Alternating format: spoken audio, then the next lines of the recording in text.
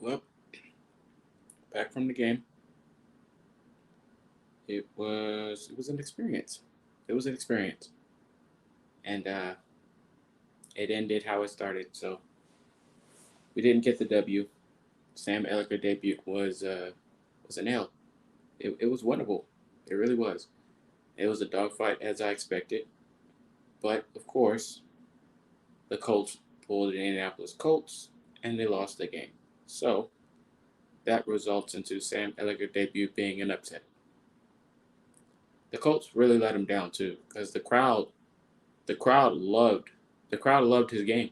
Like, of course he fumbled, but that was because he was trying to move the ball away from the defenders, but he just happened to slip out and lose the football. So, hey, it's unfortunate. What's going on, Matthew? Hey, yeah, man, I seen y'all. Y'all play some good football. Y'all played the Rams, right? It's good to see you. But yeah, I'm currently in Indy right now. Um, I've been in the arena for about almost 30 minutes after the game. I was just in there, just in awe. Like, the game we could have won, we lost. We really lost that game. Well fought game. We hurt ourselves. Sam did what? Yeah, man. Sam played great. He played some good football, man.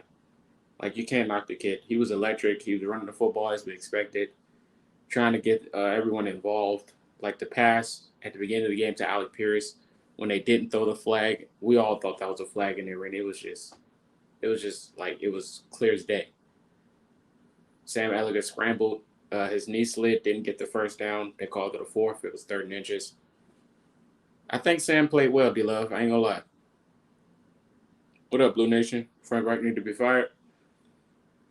Man, he, the run game was just the running game is terrible to watch. And I was going to tweet Sam Ellinger is a better runner than Jonathan Taylor because every run Sam had, he was wide open, and that's just a perk of his mobility. Like, he's a running quarterback. He can escape the pocket. Him stepping up in the pocket was a thing to see. Him evading pressure. Like, you would think from the blind side, you wouldn't know that the defender was coming, but Sam knew it. And that was one of the things that Matt Ryan had an issue with, being him being 37 and all. Like, the blindside hits, and Ellinger evaded all of them. He got sacked at the end of the game, but that was his only time. Like, he evaded the pressure as you would want him to do. So I think he played a good game. Yeah, run game was definitely sour. Like, watching that in the arena was just embarrassing. It was like come on, man. Like, Jonathan Taylor was there. He had a few spurts in the first quarter, but other than that, like, he was just not seeing the openness. And the crowd was booing. The crowd was booing every time. Like, when Hines got back there trying to run the ball in the middle, crowd booed. Jonathan Taylor tried to run the ball in the middle, crowd booed. They just did not enjoy the run game. We went for a field goal at the beginning of the game, went up 3-0 in the first quarter instead of going for it. Take the points. Did it come back to bite us? Yes, it did. Jonathan Taylor fluke. Like I said, he had his spurts at the beginning, but like I said, I think in this offense today with Sam Ellinger, I think Jonathan Taylor's going to usually see big runs if the offense is being a threat in the passing game. So, like, if we're not being a threat in the passing game, Jonathan Taylor's not going to see those holes. Like, Hines and Jackson got blown up on those runs, man.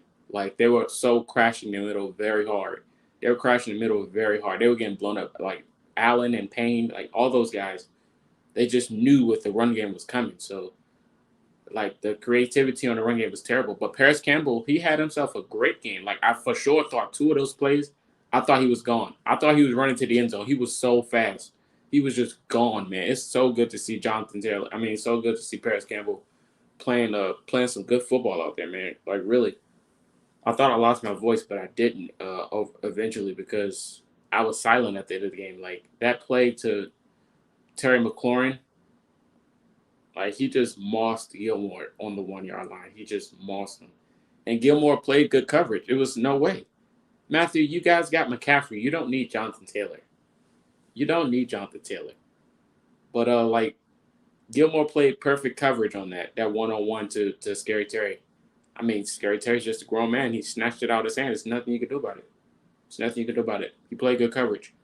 Yeah, man, Paris Campbell, we do resign him. Yeah, like, Paris Campbell had his questions going into this year because he couldn't. But man, Paris Campbell is the life of this offense. I'm telling you, the life of it. Another thing I noticed, like Mo Alley Cox on that tight end screen to Kyler Granson when he ran into him. I don't know what he was thinking on that play at the beginning, but I thought it was comedy, so we all laughed about it, me and the Colts fans. But like after the game, I went to a bar. It was like one of those dancing bars, and there was a lot of Colts fans in there. Colts jerseys, all dancing to Megan Thee Stallion, while I just sat there, just watching. This game was it was winnable, man. It's just I don't understand. I really don't. Shaquille Leonard came back. He caught a pick. That was pretty exciting. That was dope, man. Cool. Kenny Moore. Kenny Moore could have had an interception, but he dropped the football. It was so nerve wracking in that building. Zaire Franklin played a good game. Grover Stewart just being a dog as he usually is. Michael Pittman Jr. dropping that football in the crucial moments when we didn't have any timeouts because Frank Wright challenged. I'm just gonna say this: when Frank Wright challenged that play on Sam Ellinger when he slid, when he challenged, no, it wasn't that. He challenged the play at the end. He was going to use a timeout anyway. So that challenge was going to result in the timeout regardless. He was going to use it. So it didn't matter. But the injury timeout definitely was a crucial one for Tyquan. Prayers go out to Tyquan Lewis, man. Tyquan Lewis played a good game. Yannick played a decent game. Quentin Nelson got a holding call. Lord knows why. But the holding call on Matt Pryor after that 15-yard run from Sam Ellinger. I'm going to let y'all know this. I was in the building. I was in the game. As you can see from my background, this is not my house. I was in the game. Matt Pryor, when the ball was snapped, started holding from then all the way until Sam Ellinger broke loose for that run. And the ref was right next to him. The ref was right next to him. He was holding since the snap was called. It's like we all was in the building watching. And once the flag got thrown, the crowd already started booing. Because Matt Pryor was holding since the snap was counted. I don't understand. And the false start of Matt Pryor. Matt Pryor, 2 flags, man. 2 flags. Crucial flags. False start and that holding on that 15-yard run from Sam Ellinger. I don't understand why Matt Pryor is still on this roster. I don't get it. You make adjustments everywhere else, but you still have this guy on your roster that's just consistently not locked in. He's not locked in. As a Colts fan, I'm so mad we need to fire Frank. Michael Pittman needs to go hit the jugs. Man, Pryor and Kelly, those 2 guys. And I don't understand. Like, Tariq Glenn was in the building for his Ring of Honor. I got his poster. I go get it. Ugh.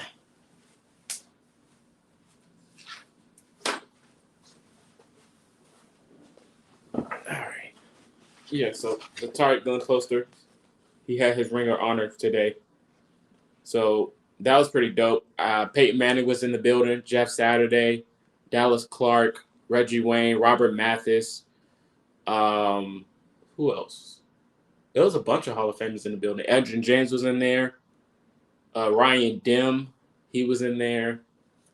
But yeah, the Ring of Honor was cool for him while I was there to watch. But besides, I know Edgerrin James, he has to talk to Jonathan Taylor, right? After that game, like there's no excuse to consistently like not see the whole. I don't know. I think we did see a glimpse though. We seen a glimpse of the 2 running back formation. They had Hines and Taylor back there with Sam Ellinger. It was pretty cool. The Colts had a chance. Yeah, man. They definitely had a chance. Definitely. It was just an unfortunate loss. Like before that scary Terry Moss, Gilmore played pretty good on him. He played pretty good on him previous drive. So I mean it was a pretty good setup. But at the end it was just Terry McLaurin just being a grown man. Even the play before that when Kenny Moore, they made the switch because Kenny Moore guarded Scary Terry. And then he had a motion set. Scary Terry ran from the right side, motioned all the way to the left. Caught the handoff. It wasn't like it was like a slant because he ran. But Scary Terry literally ran from one side of the field all the way to the opposite side for like maybe 30 to 40 yards. crazy. It's crazy. He burnt Kenny Moore the whole route. It was bad. So they made the switch. Gilmore started shadowing in. Gilmore played pretty decent until the end of the play. Like, even on the last play when Terry caught on the 1 yard line, I think Gilmore played pretty decent coverage. Like, you can't make anything out of that. You just got to play better situational football. The ending could have been prevented. Yeah, I agree.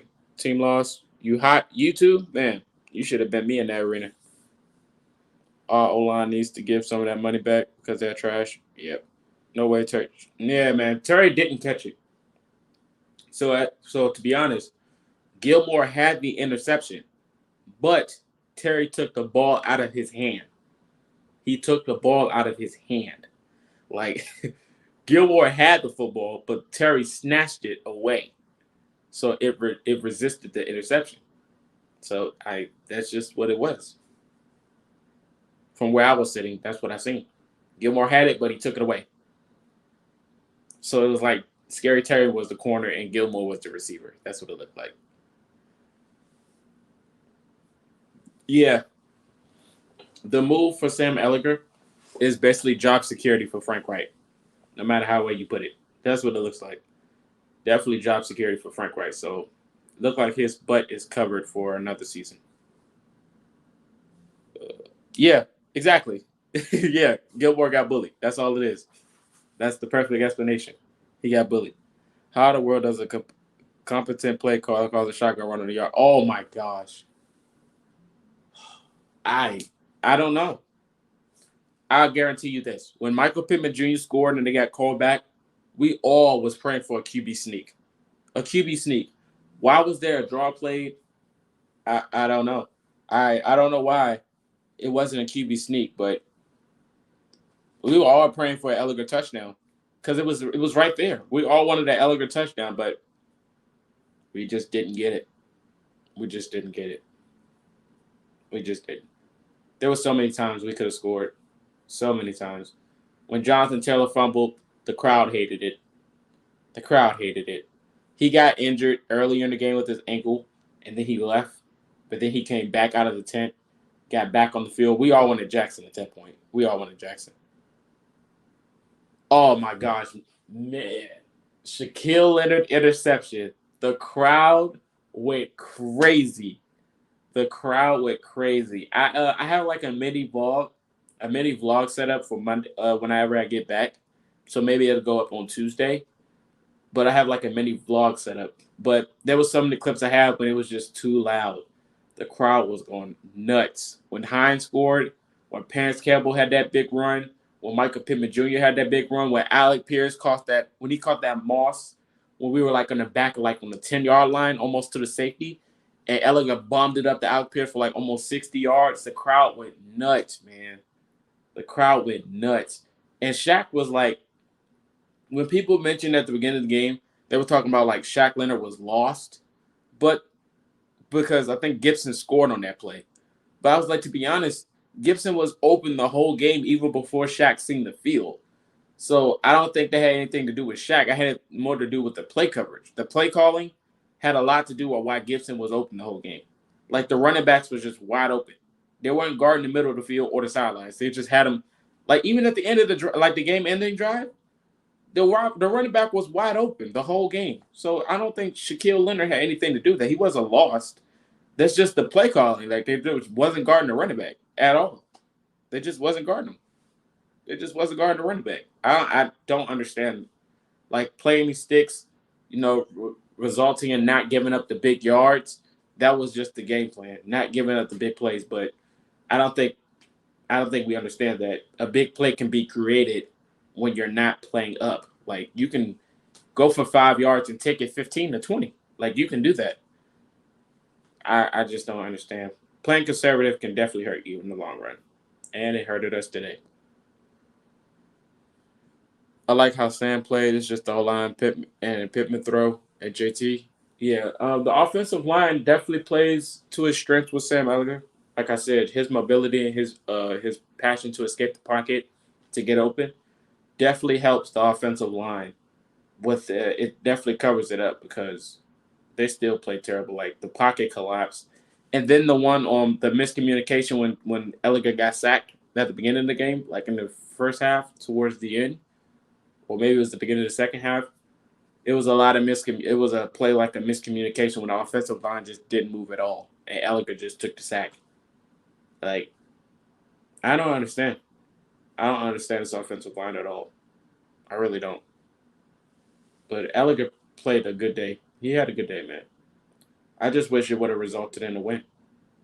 Like the defense had so many chances to end the game, and the offense just didn't put up points. We drove down the field so many times, like every other week. No matter who's at quarterback, this team just has the same issues. No matter who's at quarterback, no matter who it is, it's just it's hard to watch, man. And it's even worse in person because us Colts fans, like where my seats was located, I was in the loud section seat. I didn't know that until I got there because they warned us for sure. They was like, "Oh, we're gonna be loud, so we're gonna be high fiving, we're gonna be chatting," and I was like, "All right, cool, I'm all game." So yeah, it was cool. Yeah, man, I don't. Yeah, I really don't have an answer for Frank Wright and his play calling. Like in the first half, before we didn't even score, but you could see the designs that was set up. It was designed to win. Like the play calling and the designs, the schemes was running. Like everybody was running the ball. Paris Campbell on the jet sweeps, he was getting loose. Like man, it was perfect. Colts versus the refs. Yeah, the refs wasn't blowing their whistle today, so it definitely looked like that. It definitely looked like that. So, um, yeah, it was just an unfortunate game. Yeah, Reich isn't aggressive. He isn't aggressive at all. Like on second and long, third and long, you're still running the football for like 5 to 10 yards, running it inside. Like the inside runs is not open. It's not. I don't understand why he was trying to do that. So yeah, man, this was a quick sum up of how the game went. I have a mini vlog dropping soon, so you guys stay tuned to that on Tuesday. I'll see how it turns out, and then I'll post it. But yeah, my trip to India, it was fun. It was definitely fun. It was worth it, but I wish we would have won that game. I just can't get rid of that catch, man. That catch in my head is gonna haunt me. That catch is gonna haunt me. I thought they were gonna go for two after the Hines TD. Yeah, I did too, but after Hines scored, it just settled. They're just a very conservative team. Like I said, this was an experiment season for Sam Ellinger. I thought for sure we would have won this game. We just didn't win. Defense showed up towards the end of the game, and then at the end of the game, they just disappeared. If Ursay's fired, if Ursay fired Reich, who do you think will end up being the interim head coach? That's a good question. Interim head coach will probably be Gus Bradley, if anything. Um, they'll probably make Gus Bradley the head interim, but I don't know. That'll be a interesting scenario. Very interesting because I think Gus is definitely a head coaching type. He's been a head coach before, but I think he has what it takes to put a spark in this team because he has the spark on the defensive side already. The defense goes out guns blazing and wants to play. They don't commit turnovers like that, but we were missing a turnover guy, and that's Shaquille Leonard, and he got a turnover on his debut once he came back. So I think Gus would be a perfect interim head coach if we got rid of Frank. This game means we need to utilize Hines more. Yeah, and that we got to utilize him to his ability, which is the receiving game. He's a good receiving back. When he scored, I just want to put this out there. Sam Ellinger was throwing beauties. He was throwing beautiful passes. Like the pass to Pierce, he put it in a position where only he can catch it. He did that multiple times. The pass to Hines when he scored was in the bucket, a rainbow pass just thrown right over the top, so only Hines can get it. At the end of the game, when Michael Pittman Jr. dropped it, it was a beautiful pass. Pittman just dropped it. He just dropped it. Simple as that. Like, I don't understand this team. I don't understand. I don't understand this team. Like, how could you just ruin a debut like that on Ring of Honor night? I'm like, man, McLaughlin made all his kicks. Special teams played pretty decently, but Taylor Heineke was looking like Michael Vick out there, just scrambling, evading the pressure, and making something out of nothing. So yeah, it's pretty rough. But I'll chat with you guys eventually again. Again, it was a decent game, but just couldn't pull it out. It was a perfect pass. I never seen Pittman drop a good pass. I know, man. I know. I know he's kicking himself too. I know he's kicking himself. I know he's kicking himself. I know it. I just know it. But yeah, terrible night. Um, I don't know what I'm about to do now. Thinking about going back out, but I doubt it. Got things to do tomorrow. So, yeah, more videos should be dropping soon. Subscribe if you haven't. Hit the like button. Appreciate everybody's support. Until next time, I'm out. I'll holler at you guys.